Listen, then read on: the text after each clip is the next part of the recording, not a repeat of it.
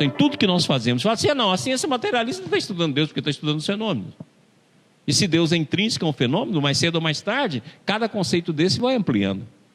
A antiga visão da matéria como matéria deixou de ser, mas hoje em dia o materialismo teve de transcender.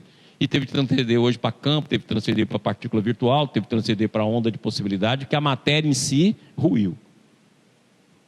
A antiga ideia de que átomo era igual uma bolinha que circulava em torno do núcleo, igual a um satélite, foi embora. Encerrou. Deus não pode ser antropomórfico, como a gente sempre falou. Nós começamos com a ideia de Deus, que Deus estava no céu, um velho de barba branca, que orientava tudo que estava no mundo e criava tudo. E podia fazer, inclusive, milagre. Essa ideia, cada vez mais, nós vamos desistindo dela. O que acontece em relação às religiões, e acontece muito também em relação a alguns campos filosóficos, é que a gente quer transformar isso no absolutismo. Se nós entendermos que tanto a ciência, como a religião, como a filosofia, fosse apenas conceitos relativos, nós estamos numa verdade relativa. E tudo deveria estar em evolução, inclusive as religiões. E todo conceito deveria ser visto como princípio, como uma abertura para um novo conceito, e não uma crença, e não uma determinação, não um dogma. E tanto tem dogma a filosofia, como tem dogma a ciência, como tem dogma a religião. A ciência hoje está no dogma da matéria. E muitos dos conceitos que a ciência hoje ventila não tem nada a ver. É ventilado por um cardume de cientistas ortodoxos que não tem comprovação nenhuma. E, no entanto, é tido como se fosse real. Ou seja, a ciência é a nossa, como se diz assim, a navalha que corta os excessos e, ao mesmo tempo, define o que é verdade no mundo atual. Não, de forma nenhuma. Os conceitos hoje que estão na ciência agregados com o materialismo não tem nada que o sustente. Não passa de dogmas. Pelo contrário, muitos dos conceitos hoje em dia avançaram muito. E o que não pode se afirmar é que os postulados materialistas na sua íntegra é a visão real da ciência. Não, é a visão de cientistas. Não é a visão da ciência. É visão da ortodoxia, não quer dizer visão da ciência. Consequentemente, a mesma coisa aconteceu com a filosofia. Muitos amarraram todos os conceitos, seja na filosofia e também, por exemplo, na psicologia, dentro dos conceitos materialistas. Mas isso não quer dizer que a filosofia o seja. E nem que determinados autores que são utilizados para poder referendar esse processo, escreveu só isso. Muitos dos autores que falam, não, esses autores escreveram isso, isso e aquilo, muitos escreveram coisas muito além. Da mesma forma, a gente vê em relação à religião. Muitos conceitos ultrapassados, antropomórficos, que até hoje estão sendo nutridos e tidos como dogma. Quando, na verdade, deveria ter tido como um processo.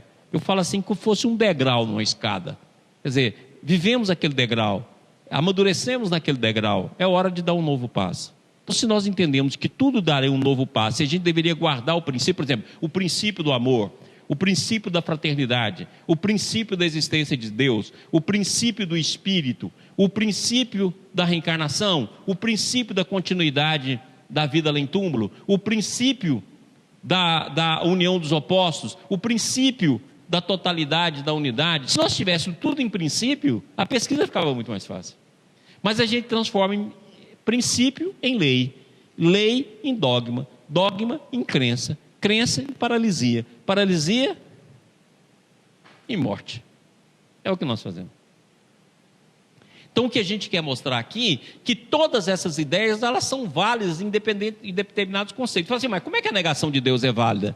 Ela é válida para a gente tirar o excesso do dogma. Foi por isso que Ciro Arombino falou. Na hora que nós temos a negação, ou é uma destruição do conceito, ou está preparando o terreno para o surgimento de um novo conceito. Você imagina se não tivesse sido destruído o conceito de céu e inferno. Antigamente, anos atrás, e não é muito tempo atrás não, o céu era o que estava depois das nuvens. E nesse céu que estava Deus. E o inferno é o que estava abaixo da terra. E abaixo dela estava o capeta. Uai, nem se achou o capeta, nem se achou Deus. Está claro? Aí o universo ficou muito mais complexo, a vida ficou muito mais complexa. E hoje em dia, muitos dos cientistas jogam no acaso. O acaso é tão espetacular que você pode dar o nome de acaso de Deus, porque é mais espetacular do que Deus, porque faz tanta coisa maravilhosa que você fala, veja, que acaso, né? A vida surgiu por acaso, o universo surgiu por acaso, que maravilha, que acaso inteligente. Está claro? porque é capaz de formar tudo isso, porque cada vez o universo fica maior. Quer dizer, hoje já se sabe que o nosso universo é composto de 100 bilhões de galáxias semelhante a nós, e isso é só a parte visível, a parte que a gente consegue interpretar. Em cada 100 bilhões de galáxias tem 100 bilhões de estrelas. Quer dizer, antigamente, sabe o que se achava que o universo era, até 1930? Era a nossa Via Láctea. Achava-se até 1930 que todo o universo era apenas a Via Láctea. Agora a coisa ficou complexa demais.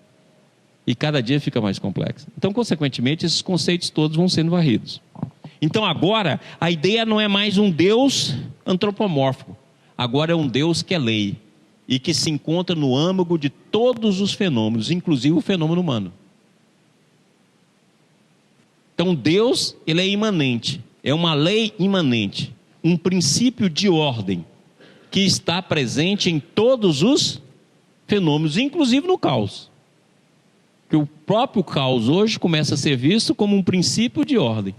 E é interessante, se você olhar, por exemplo, a segunda lei da termodinâmica, que mostra, né, o fenômeno da entropia. Em outras palavras, que tudo caminha para a desordem, que tudo caminha para a desagregação, que tudo caminha para o desfazer.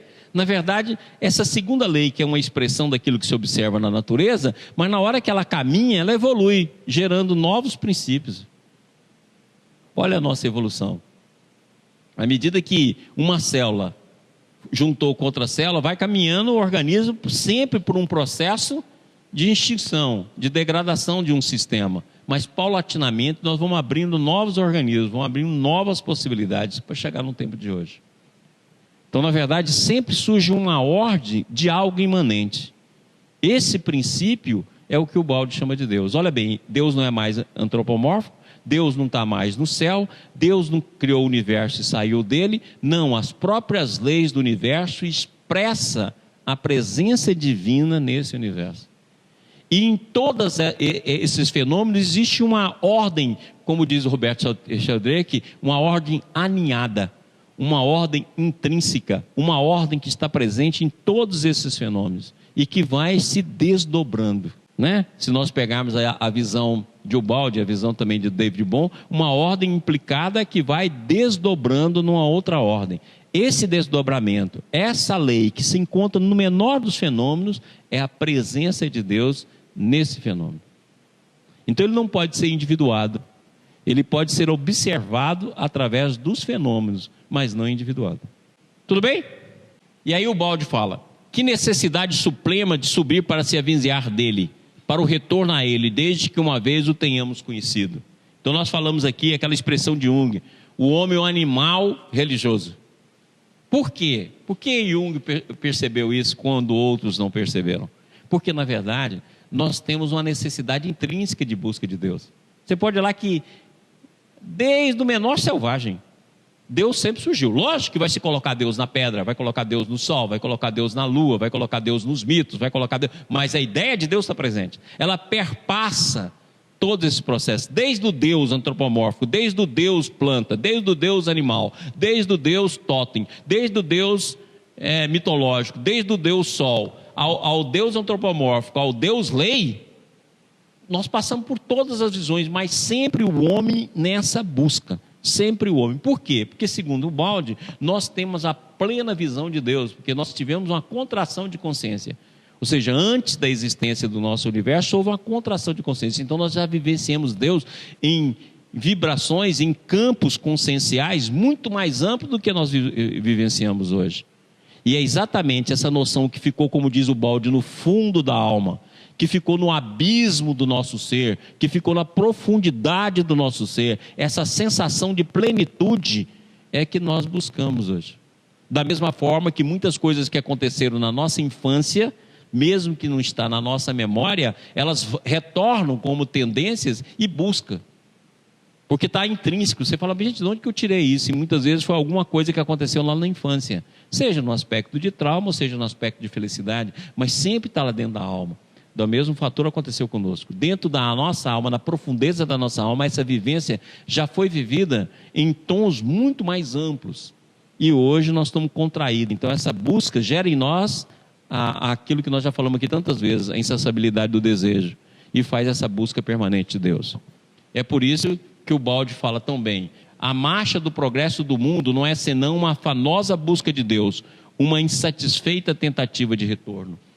Em tudo que nós fazemos, fala assim: não, a ciência materialista não está estudando Deus porque está estudando os fenômenos.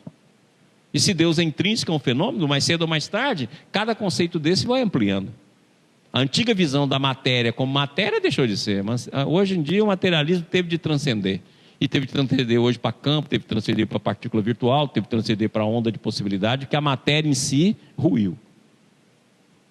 A antiga ideia de que átomo era igual uma bolinha que circulava em torno do núcleo, igual a um satélite, foi embora.